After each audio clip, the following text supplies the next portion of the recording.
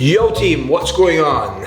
Welcome to vlog number 2. Hope you enjoyed the first one. This one today, I'm doing a Q&A, which I've got loads of questions for. Some quite cheeky questions, some quite bad questions, and some questions that you're going to be educated on. But I've got a busy day, I've got a lot of running about to do, got to get stuff for the flat, answer clients and stuff like that, so I will be doing it on the move, so you can follow me around Dundee to see the wonderful city.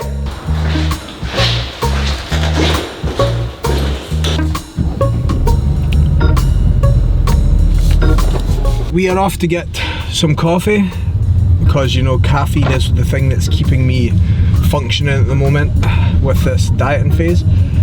I'm actually lying, I only drink 3 types of caffeine a day, and all before 12 PM because I like to sleep.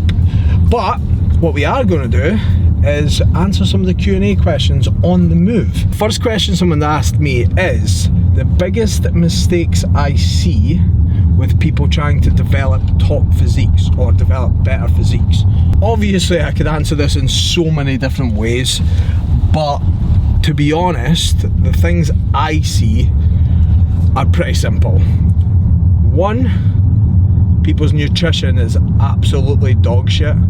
They think about, oh, it's macros, and then they just eat crap all the time. So that is a big one, I think, for most people, and I see this a lot when I work with people who are advanced. They look good, and you look at their nutrition, it's not actually optimal for their performance or what they're trying to achieve, so that is something that most people can do. Also, not eating enough fruit and veg. You're an adult, do that. And then secondly would be training performance in terms of intensity, how hard you're training. I think because there's a lot of content at the moment about moving very well, moving in an optimal manner, which is fantastic, a lot of people miss the fact that just training hard. So if you feel like that is you, probably sort that out. Next question is, what is my physique goals after prep, and what are my plans after prep? I've got anything sort of that I'm thinking about. So this is a really interesting one because I'm 32, right? I feel like my bodybuilding career is probably coming to an end. I don't want to be pushing my body weight up super high again. I was 98 kilos the start of last year, and I'm not gonna lie, eating 6,500 calories a day, trying to walk around at that weight when you're 5'7.5" is not fun. So my kind of goals on the physique side are, I still want to bodybuild. I'm not going to turn to CrossFit like everyone else. Although I do actually like CrossFit, I just don't think I've got the mobility for it. I'm going to still look to improve my physique, but I just won't go in an aggressive surplus. So I'll look to bring up my arms and hamstrings because they're areas that I really want to improve. I'm going to get strong from pulling from the floor, which I've not done since I tore my lat 3 years ago. So that is a big goal. And be a bit more relaxed with it. So I'm going to go drop down to 4 training days a week. This is what I'm saying now, by the way. Remember, I've still got 7 weeks left to prep, so my mind might change, especially after I've repeated. As for my plans after prep, go on a few holidays. The big focus this year is business. We've got some cool stuff coming up that you will see soon. And all my energy will be going into that and finishing off my flat. So it will be a very busy year, but the main focuses are those things. On top of that, and this is a big one, I'm going to pay someone to mentor me. So dropping 1 training day and I'm going to do get mentored just to improve my knowledge and keep improving coaching, because one of the cool things about it is you can never really stay stagnant with it. You have to keep learning, and I'm always developing as a coach, I'm always getting better, but getting someone who's more educated than me to help me with that will be very useful. But someone's asked, what's more stressful, doing up a flat or working with Vaughn? And I'm going to be honest here, normally I would give Vaughn a lot of cheek. If you asked me about his fashion or his hairline, I would, or his banter. But Vaughn is actually one of the most chilled out people you could meet. He's very driven, but like, he's a breeze to work with. So we run a business together, we've ran it for ages, but yeah, he's actually super chilled out, which I know people might think surely not. I'm the one that's stressful. I'm the one with the energy. I'm the one that's always buzzing about. He's chilled out. Advice for my younger self to get my business developed faster and be, or if I could like give advice to get to where I am now faster. Having passion is good, but you have to have drive for it to make yourself go in the right direction. So I've always loved bodybuilding, I've always loved physique development, I've got better at coaching it and doing it, but there was periods for me where, that'll be my alley getting fucked by that hole in the road. There was periods for me where I didn't have the drive. So I had the motivation, the energy, but I wasn't putting it in the right sort of, I wasn't pushing it in the right direction. And that's something I see a lot with young coaches. They've a lot of talk, saying what they want to do, but they're not actually just pushing, they're not going in a direction they want to. So that would be a big thing. Also for me, probably standardizing what I was doing earlier. So actually going, I am going to work with this style of people earlier, would have been a lot more useful. I'll just park there and can jump across for a coffee. Well, that's if you want a coffee, but I will get one.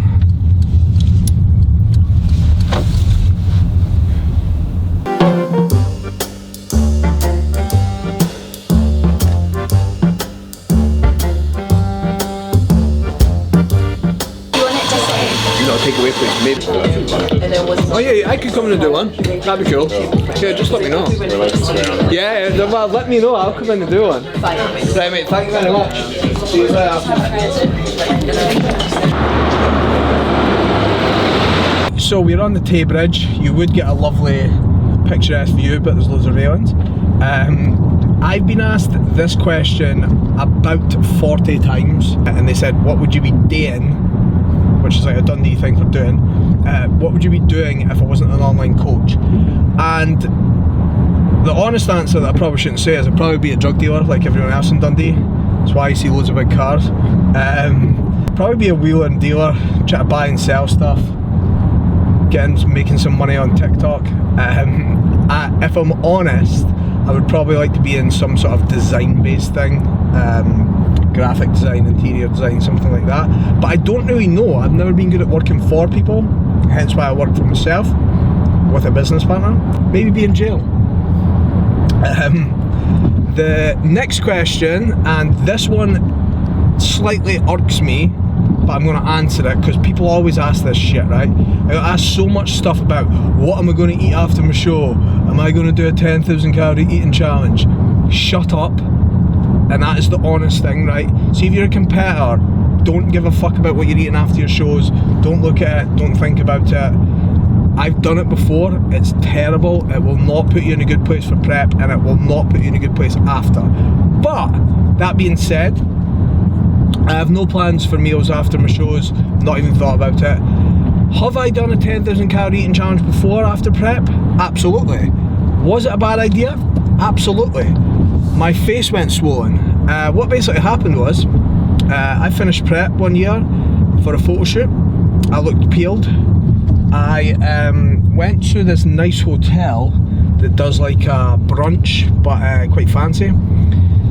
If you've ever seen someone who's quite well spoken come over to someone that looks like me with hand tattoos and stuff and have to tell them that they can't eat anymore at an all-you-can-eat buffet, it's quite an awkward experience. So that did happen, and this was like a buffet where they sold like oysters, nice stuff, quite fine dining.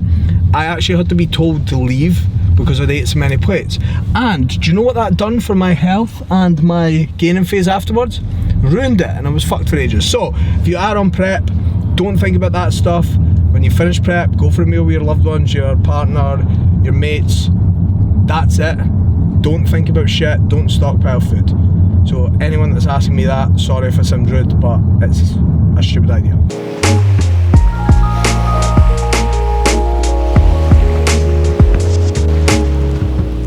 This area here that we're about to pan around and show you with the bridge over this side is one of my favourite places to come do steps on prep. I don't like doing them in the house, in the gym on the treadmill, so I like to come here, listen to a podcast, be beside the water, which is going to be one of my answers to something later on. The questions we're flying through. So this person has asked how to improve back training and sort of knowledge on targeting lats versus mid to upper back. Now this could be a whole video in itself, I might do one, but the easiest way to think about it is, or from a simple point of view, when you're targeting your lats, you want a really fixed body position. We don't want much rotation. You don't want to be lifting up and down with your chest, and you want to be thinking about your arms staying close to your body. That's why people cue elbow to hip. So you want to be stuck there. What I tend to see happening is, as people pull, they rotate or they lift too much, which is going to bring about a bit more mid to upper back. So movement through your scapula. You don't want too much of that. When we're looking to target the mid or upper back, you want to get more movement through your scapula. So elbows are going to come past you, shoulder blades are going to come back, and you're going to go forward. Whereas if I was targeting my lat, it'll be more fixed. There's not going to be as much range, so to speak. So those are the easiest way to do it. Your elbow position on upper or mid back movements will dictate what area you train, so it will depend on the kit.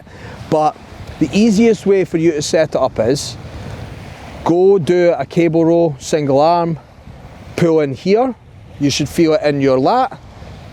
Do a cable row, dual arm, pull up here, and you'll probably feel it in your upper back. In terms of hand positioning and stuff, that's a little bit harder, because with your mid upper back, you will tend to be pronated and the elbows will drive wider. With lat, you'll be neutral and elbows come here, but you can still hit your mid back in a neutral grip depending on the kit you've got. If you do struggle with that though, I will put up a reel kind of speaking about the differences with it. Once you kind of see it visually, it makes it a lot easier, but I think it is something that people definitely struggle with, hence why you see a lot of people who have good development through the mid and upper back, but not so much through the lats. That tends to be because they think they're targeting their lats and they're hitting their mid and upper back. Where do I want to be in 10 years? People have this thing that like you can't coach in later life. Like people always ask me about it, or what are you going to do? Like, I love coaching, it's my passion, so I will still be doing exactly what I'm doing in terms of coaching, but I'll just be a better coach, better results. As for where I want to be, I would like to live beside the water somewhere. I would still like to live in the UK though. I don't think I'd like to live elsewhere.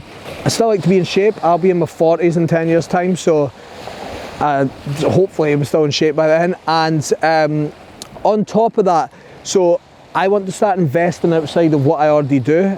More streams of income the better. So if I have a really good year here, there's a few things that I'm going to try and branch out into. Whether or not they work's a different thing, but I think having more than, I love coaching, it's my passion, it's why I wake up in the morning, but I think having outside interest in that is very important. So the main thing is just be happy, be in a position where I'm comfortable, keep progressing the business the way it has been and the way that we want it to, and then I'll be in a good spot. But who knows, you don't know what happens tomorrow. So I don't really have a 10-year plan. I've got a 1-year plan, here's what I'm trying to achieve, but I don't really think much further than that. My favourite meal when dieting, and then my favourite type of food when not. So people keep asking me about food because everyone knows I'm a big food person. When I'm dieting, I think something like a stir fry, purely because easy to swap carb sources, noodles, rice, potatoes. Yes, you can put potatoes in a stir fry. Easy to swap protein sources, easy to swap veg. If you've not got much carbs, you can just have it without that. So that would be my sort of go-to. When I'm not dieting, I'm not someone who has like, some people are like, oh, I just love burgers, I love this. I'm just a big food person. I have got some lists of some fine dining restaurants I want to go to post-prep, but that will be way later on when I've reversed. So I don't really have a favourite food as such. It changes depending on how I'm feeling and what's going on. This one has been asked by one of my clients, so I'll give a bit more context to it. But with rapid weight loss, being ill or just having a bad week, Like, weight drops a lot, but what causes the reduction in overall fullness or the look? So what he basically means is, one of my clients was ill for a week, weight dropped, he looked a little bit flat. Now the way to describe this, or the easiest way to think about it is, imagine you've got a balloon, it's full of air, your muscles are going to look full, aren't they? You've got glycogen in them, they're full. Imagine you take some of that air out. You've not lost muscle, not in a week anyway, it's just that the muscles are less full. You've got less glycogen in there from eating a lot less. So my client was ill and he was just struggling to get calories in.